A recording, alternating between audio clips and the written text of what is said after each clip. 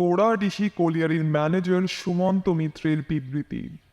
দুর্ঘটনার ঠিক পূর্ব মুহূর্তে লিখেছেন তিনি। আসলে এটা কোলিয়ারির লগ বুকের ছেঁড়া পাতা।